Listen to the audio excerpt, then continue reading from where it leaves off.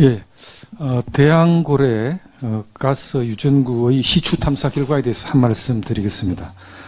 대왕고래 심해 가스전 시추 개발은 문재인 정부 때부터 계획을 수립하고 시추에 나서게 되었습니다.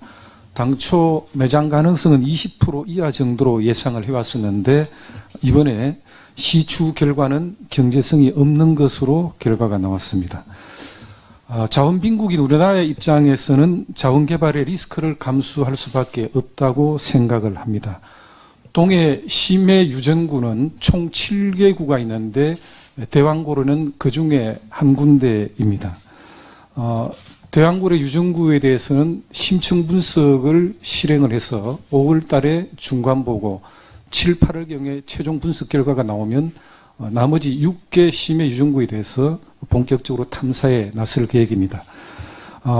이번 시추 탐사 결과를 사기극이니 뭐니 하는 정치적 공격은 자제하시고 정부도 용기를 잃지 않고 나머지 동해 심해 유전구 6개소에 대해서 시추 탐사 개발 계획을 실행을 해서 국민들께 희망을 선사해 주시기를 바랍니다. 2월 4일 여야가 실무협의를 거치면서 다음 주에 국정협의회를 개최하기로 했었는데 국정협의회에서 반도체법, 연금특위 등 산적해 있는 민생 현안에 대해서 논의하기로 했습니다. 그런데 돌연민주당에서 반도체법에 주 52시간을 빼야 된다. 그 다음에 연금은 보건복지위 소위에서 모수계획을 강행 처리하는 방식의 의견을 발표를 했는데 여야정 국정협의체 개최를 약속한 지 이틀 만에 민주당 마음대로 할 생각이었으면 여야정 국정협의체는 왜 하자고 이야기한 겁니까? 여야정 국정협의를 하지 말자는 취지로 이해해도 되겠습니까?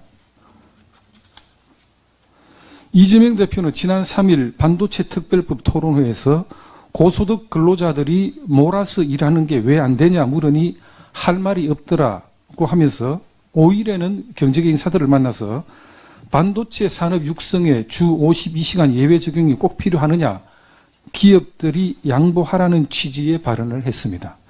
노동계 반발이 심해지자 이 대표가 기존 입장을 선회한 것으로 보입니다. 이재명 대표의 기업 경쟁력이 국가 경쟁력이라고 했던 발언도 결국 거짓이었음이 증명되었습니다.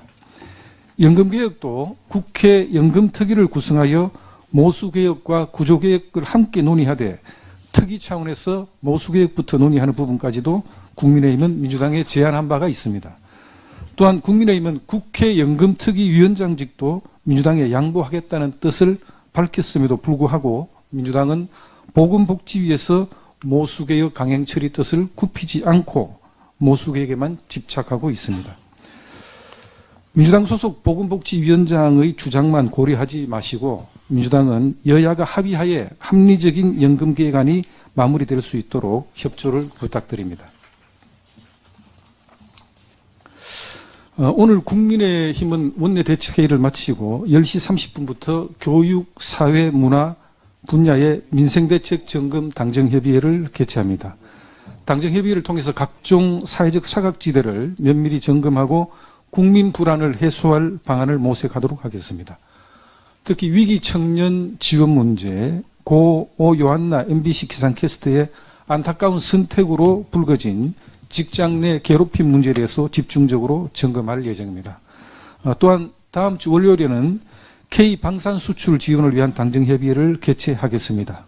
이날 당정회는 최근 몇 년간 괄목상대할 만한 성장을 거둔 K방산의 주역들인 방산업계 전문가들을 모시고 세계 4대 방산대국으로 발돋움하기 위한 방안을 모색하고자 합니다. 언론인과 국민 여러분들의 많은 관심을 부탁드립니다.